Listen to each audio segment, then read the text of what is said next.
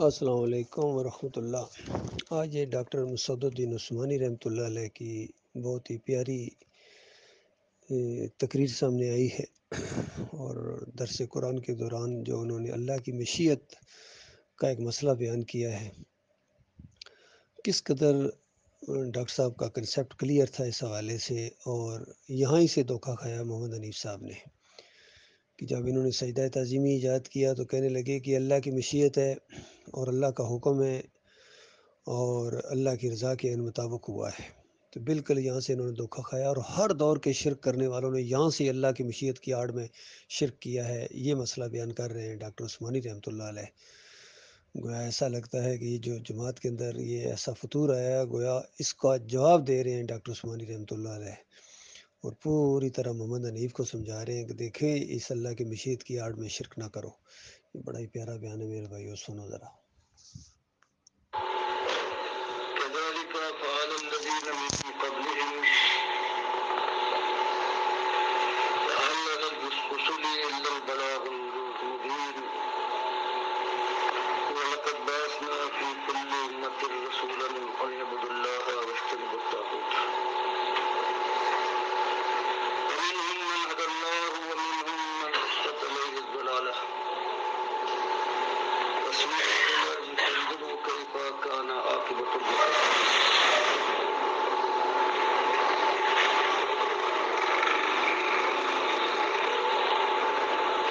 یہ سورہ نحل کی آیتیں ہیں، اور ان میں وہی بات بیان کی گئی ہے جو ہمیشہ انسانیت کی اکثریت کو مرغوب اور محبوب رہی ہے،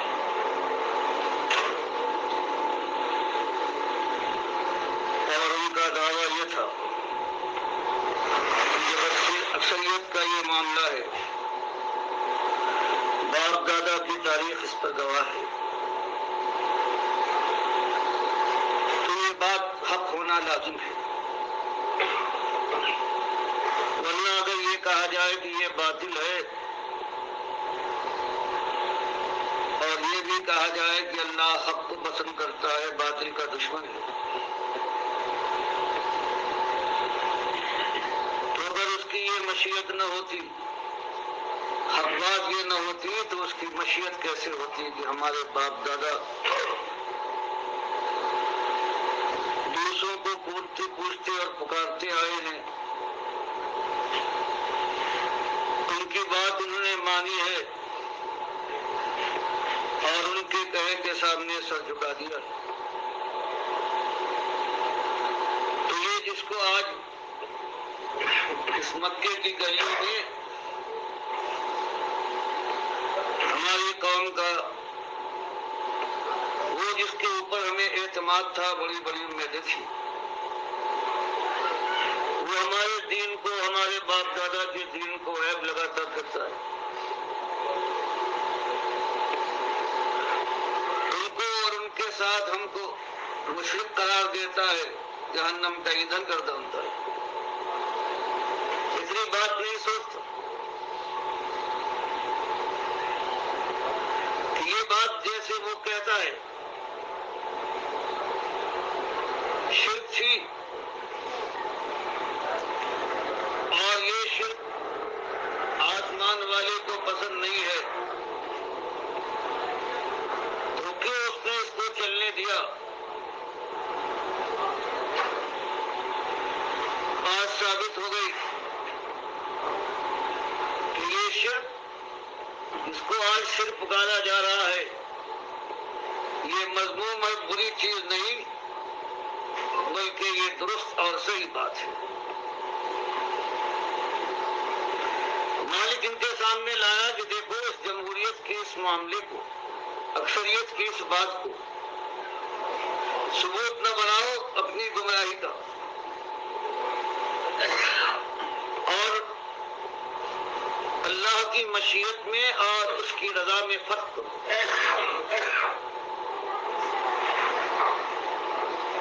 مالک کی مشیت تو یہ ہے کہ وہ انسانیت کے سامنے حق اور ناحق دونوں واضح کر کے بعد انسان اور قوم کو موقع دیتا ہے کہ اپنے اختیار سے جس راہ کو چاہے وہ انتخاب کر لے، لیکن اس کے معنی یہ نہیں ہے کہ جس کے اوپر اکثریت چلی جائے وہی حق کی راہ ہے اور اللہ کی اسی میں رضا ہے۔ تو اللہ کی مشیت کو بہانہ بنا کر اپنی جانوں کے ساتھ اور اللہ کے دین کے ساتھ ظلم نہ کرو۔ فرمایا دیکھا میرے بھائیوں کس طرح ڈاکٹر صاحب رحمۃ اللہ علیہ اس چیز کو کھول رہے ہیں کہ اللہ کی مشیت کی آڑ میں لے کے گمراہی کو اختیار نہ کرو، اور یہ کہنا محمد حنیف صاحب کا کہ میں شرک کیوں کروں گا، مجھے شرک کرنے کی کیا ضرورت ہے، یہ جماعت تو شرک کر ہی نہیں سکتی، تو یہ جھوٹ کا معاملہ ہے۔ اللہ نے مہلت دی ہے، اور یہ جو سجدہ تعظیمی کا شرک لائے ہیں جماعت کے اندر، ان کی سب سے مضبوط سہارا ان کا یہی تھا کہ اللہ کی مشیت ہے۔ سعید احمد بھی یہی زور دیتا تھا اور محمد حنیف صاحب بھی۔ تو یہاں بتایا گیا کہ اللہ کی مشیت کی آڑ میں یہ گمراہی کو اختیار نہ کرو۔ یہ جو شرک آپ نے اختیار کر لیا ہے سجدہ تعظیمی کا، یہ اللہ کی مشیت نہیں ہے اور اللہ کی رضا اس میں نہیں ہے۔ اللہ کی رضا تو یہ ہے کہ انسان اللہ کی بندگی کرے، اس کے سامنے جھکے، اس کے سامنے روئے گڑ گڑائے، اس کو پکارے، اس میں اللہ کی رضا ہے، اس میں اللہ خوش ہوتا ہے۔ باقی اگر تم نے شرک کو اختیار کر لیا ہے اور سجدہ تعظیمی اور دوسرے شرک کے اندر جو بھی دوسرے مسلک گئے ہیں، ہر ایک قرآن سے اپنے آپ کو ثابت کرنے کی کوشش کرتا ہے، بریلوی ہو، دیوبندی ہو، اہل حدیث ہو، صوفی ہو، سارے کے سارے، جماعت اسلامی ہو، تنظیم اسلامی ہو، اعلیٰ حضرت ہوں یا عبدالاعلیٰ ہوں، خادم حسین رضوی ہو، طارق جمیل ہو، تقی عثمانی ہو، طاہر القادری ہو، ڈاکٹر اسرار ہو، ڈاکٹر ذاکر ہو، سارے کے سارے اپنے عقیدے کو، جو مشرکانہ عقیدے انہوں نے اپنائے ہیں اور جو غلط موقف انہوں نے اختیار کیے، اس کو قرآن سے ثابت کرنے کی کوشش کرتے ہیں۔ اس کا رد کیا جا رہا ہے صحیح تفسیر کے ذریعے۔ قال الذین اشرکوا، کہا مشرکوں نے، لو شاء اللہ ما عبدنا من دونہ من شیء، اگر اللہ چاہتا تو ہم بندگی نہ کرتے اس کے علاوہ کسی چیز کی بھی، نہ ہم اور نہ نحنو ولا آباؤنا، نہ ہم کرتے اور نہ ہمارے باپ دادا، ہمیں بہرحال روک دیا گیا ہوتا۔ ولا حرمنا من دونہ من شیء، اور جو ہم نے جن چیزوں کو حرام کر لیا ہے، جس کے لیے کہا جاتا ہے کہ یہ حرام نہیں ہے، تو ہمیں کبھی اس کا موقع نہ دیا جاتا کہ ہم جو حلال چیزیں ہیں ان کو حرام کر پائیں۔ تو اس سے ثابت ہوا کہ ہم جس راستے پر ہیں یہی حق ہے، تم چاہے اس کا شرک نام رکھو یا کفر کے نام سے پکارو، ہماری اکثریت اس پر گواہ ہے۔ باپ دادا کا کہنا ان کی ایک دلیل ہے۔ مالک فرماتا ہے کہ یہ تمہارا آج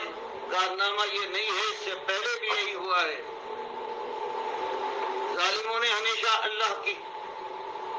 مشیت کو جو آزمائش تھی اس کو رضا کا نام دیا ہے اور دلیل میں پیش کیا ہے، کذالک فعل الذین من قبلہم۔ دیکھا آپ نے میرے پیارے بھائیوں، آج یہ دلیل دیتے ہیں کہ دیکھو ہماری پوری جماعت ہے اور اللہ اس سے خوش ہے، یہ سجدہ تعظیمی قرآن کے مطابق ہے، اور ان کے سہیل خان صاحب لکھتے ہیں کہ دیکھو قرآن اور حدیث کے خلاف اگر آپ نے عقیدہ بنایا تو اللہ آپ کی کوئی عبادت قبول نہیں کرے گا، اور خود انہوں نے قرآن حدیث کے خلاف عقیدہ بنایا ہوا ہے، یہ شرک اپنایا ہوا ہے انہوں نے، اور اس کو اللہ کی مشیت کا نام دے کے اس پر اختیار کر لیا انہوں نے یہ عقیدہ گمراہی کو۔ حالانکہ یہ شرک ہے، شرک ہے، شرک ہے، کفر ہے یہ عقیدہ۔ دین اسلام کے اندر کوئی سجدہ تعظیمی نہیں ہے کسی کو، اور انبیاء تو اللہ کو سجدے کرتے رہے۔ سورہ مریم کی 58 نمبر آیت اور سورہ آل عمران کی 80 نمبر آیت تو بالکل نص ہے اس سلسلے کے اندر. بالکل مالک فرماتا ہے کہ یہ سارے انبیاء اللہ کو سجدے کیا کرتے تھے جب اللہ کی نشانیاں ان کے سامنے آئیں. اور پھر سورہ آل عمران میں فرمایا ممکن نہیں ہے کہ کوئی نبی کوئی بشر جس کو اللہ نبی بنائے، یعنی اللہ اتنی نعمت اس کو دے، اتنا دین کی سمجھ عطا فرمائے، نبی بنائے، پھر کتاب نازل کرے اور پھر فہم و فراست عطا فرمائے، اللہ تعالیٰ اس کو باتوں کی تہہ تک پہنچنے کی حکمت اور دانائی عطا فرمائے، اور پھر وہ لوگوں کو کہے کہ میرے سامنے سجدے کرو، مجھے رکوع کرو، مجھے پکارو، میری نظر و نیاز کرو، میرے بندے بن جاؤ. کیا ممکن ہے کبھی ایسا ہو سکتا ہے؟ اگر یہ کرتا ہے تو پھر تو اس نے مومنوں کو کافر بنا دیا. ممکن نہیں، انبیاء مومنوں کو کافر بنانے نہیں اللہ کے بندوں بلکہ کافروں کو مومن بنانے آتے ہیں. یہ مسئلے کی سمجھنے کی کوشش کرو. اللہ تعالیٰ غور و فکر کرنے کی توفیق عطا فرمائے، ورنہ مارے جاؤ گے اللہ کے بندوں. ہر دور میں یہی ہوا ہے. یہ محمد حنیف صاحب نے کوئی نیا کارنامہ نہیں انجام دیا ہے. ہر دور میں شرک کرنے والوں نے اور گمراہ قسم کے لیڈروں نے اپنی قوم کو اور اپنے ساتھیوں کو اسی طریقے سے ورگلایا ہے اور اسی طرح پٹڑی سے اتارا ہے. اللہ کا لاکھ لاکھ شکر ہے، مالک نے شیطان کے اس جال سے ہمیں بچایا ہے. اور دیکھیے کس طرح جماعت کن بنیادوں کے اوپر بنی تھی. ایمان عقیدے کی بات آپ کے سامنے آ چکی تھی. انہی ڈاکٹر عثمانی رحمۃ اللہ علیہ کا فتویٰ ہے کہ جن کا عقیدہ خراب ہوتا ہے وہ اس طرح تفسیر کرتے ہیں کہ یوسف علیہ السلام کو سجدہ ہوا، اور پھر زور دیتے تھے کہ لاہو کی ضمیر اللہ کے لیے، اللہ کے لیے، وخر لاہو اللہ کے لیے ہے،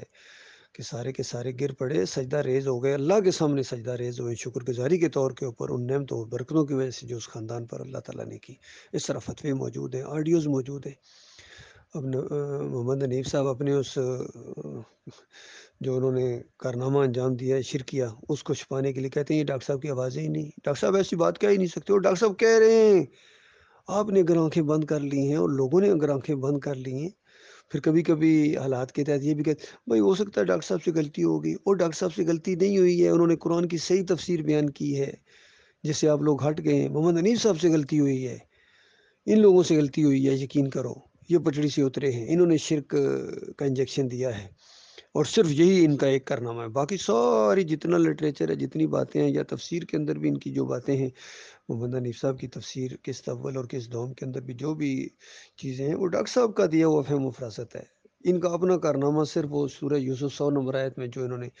سجدہ تعظیمی کا شرک ایجاد کیا، ان کا اپنا کارنامہ صرف یہ ہے. جب یہ اس دعوت سے پیچھے ہٹے ہیں، ایمان عقیدے سے، تو ان کا اپنا کارنامہ یہ ہے، ان کا اپنا فہم و فراست یہ ہے. یہ بہت بڑا ظلم ہوا ہے. اللہ کے بندوں غور کرو اس کے اوپر.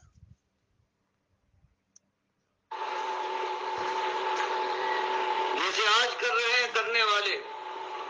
اس سے پہلے جو لوگ گزرے ہیں انہوں نے بھی یہی کیا ہے. اور جب ان کے سامنے بات رسولوں کے ذریعے سے آئی ہے، اللہ کی بات کتابوں کے ذریعے سے، اور رسولوں نے ایک ہی بات کہی کہ صرف اللہ کو حق ہے کہ اس کی بندگی کی جائے، وہ حرام و حلال کو متعین کرے اور اس کے مقابلے میں کسی کو کوئی حق نہیں. فرمایا تو دنیا کے لوگ اس کے خلاف ہوئے ہیں، بفر گئے ہیں، اور اکثریت نے ان کو اس کو تنگ کیا ہے، راستہ روکا ہے، جان کے دشمن ہو گئے ہیں. کذالک قال الذین من قبلہم، جیسے آج یہ کر رہے ہیں ہمارے آخری رسول صلی اللہ علیہ وسلم کے ساتھ، یہی ہمیشہ قوموں نے کیا ہے اپنے رسولوں کے ساتھ. فرمایا فہل علی الرسول الا البلاغ المبین، تو رسول کی ذمہ داری تو یہ ہے کہ وہ بات پہنچا دے، جیسے آج ہمارے آخری رسول بات پہنچا رہے ہیں کہ باپ دادا کی بات نہیں، دنیا کی تعداد کے اوپر حق و ناحق کو نہیں پہچانا جائے گا. بات ہوگی وہ اللہ کی کتاب کی اور اللہ کے رسولوں نے جو کہا ہے اور آخری رسول جو کہہ رہے ہیں، یہ بات حق ہے، اور اس کے علاوہ کوئی اور بات نہیں ہے جس کو تم دلیل میں پیش کرو. بالکل یہی معاملہ ہے آج. چونکہ اب نبی تو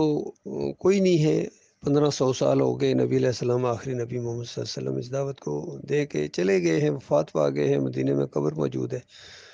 اب جب توحید کی یہ دعوت اسی انداز سے اٹھی ہے غیر نبی کے ذریعے، ڈاکٹر عثمانی رحمۃ اللہ علیہ کے ذریعے،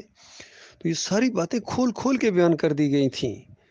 اب اگر انہوں نے اس ایمان کو چھوڑ دیا ہے اور دوسرا راستہ اختیار کر لیا ہے تو ہم ان کو سمجھا رہے ہیں ہماری ذمہ داری یہی ہے، یہی سنت کا معاملہ ہے، نبی علیہ السلام کی یہی سنت ہے، تمام انبیاء کی یہی سنت ہے کہ ہمارا کام صرف تمہیں بتا دینا ہے، یاد رکھنا، ورنہ وہاں جانے کے بعد جو تمہیں آگ لگنے والی ہے وہ بجھے نہ بجھے گی، اور اس کے تم خود ذمہ دار ہوں گے۔ اس وقت تم ایک دوسرے کے اوپر لانتیں بھیجو گے اور کہو گے کہ اس بندے نے ہمیں اس پٹڑی سے اتار دیا تھا، ایمان کی بات آ بھی چکی تھی، پھر ان کے چہرے کالے ہوں گے اور ان کو کہا جائے گا کہ ایمان کی نعمت پا لینے کے بعد پھر تم نے یہ سجدہ تعظیمی کا شرک ایجاد کیا اور دوسرے شرک کے اندر مبتلا ہو گئے، آہستہ آہستہ شرک میں بڑھتے چلے گئے، پھر تم نے یہ کہنا شروع کر دیا کہ اللہ نے اپنی ایک صفت عیسیٰ علیہ السلام کو دے دی، پھر یہ کہنا شروع کر دیا کہ انسان انسانوں کو سجدہ کر سکتے ہیں، پھر یہ کہنا شروع کر دیا کہ اللہ تعالیٰ جب چاہے جس کو چاہے اپنی صفت دے دے، تو بتاؤ کون تک آگے بڑھو گے؟ تو یہ ساری چیزیں اس چیز کی دلیل ہیں کہ آپ لوگ پٹڑی سے اتر گئے ہیں۔ تو لہٰذا اب بھی موقع ہے، اللہ کے بندوں کہتے ہیں صبح کا بولا اگر شام کو واپس آ جائے، بولا نہیں کہتے ہیں تو اب بھی واپس ہو جاؤ، توبہ استغفار کر دو، باقی جو مر گئے شرک کے اوپر وہ تو گئے فارغ ہو گئے، وہ کبھی دوبارہ واپس نہیں آ سکیں گے، وہ ہمیشہ کی آگ میں رہیں گے۔ اور یہ پیچھے جو جا رہے ہیں آنکھیں بند کر کے اندھے مقلدین، اللہ کی کتاب کے مقابلے میں انہوں نے اپنے امیر کی بات کو مانا ہے، یہی کیا ہے بریلویوں نے، دیوبندیوں نے، اہل حدیثوں میں۔ اب کوئی فرق نہیں ہے تم میں اور اہل حدیثوں میں اور بریلویوں میں، دیوبندیوں میں اور صوفیوں میں، وہی مشرکانہ عقیدے، وہی غلطی تم نے کی ہے جو انہوں نے قادیانیوں نے کی ہے، جو شیعوں نے کی ہے، جو سب گمراہ فرقوں نے کی ہے، مسلکوں نے کی ہے، وہی غلطی کی ہے تم نے، کاش تم نہ کرتے۔ بہرحال ابھی بھی جو پلٹیں گے وہ بچ جائیں گے، اور جن کو جہنم کے اندر ہمیشہ کے لیے رہنے کا شوق ہے وہ ان کے ساتھ چمٹے رہیں۔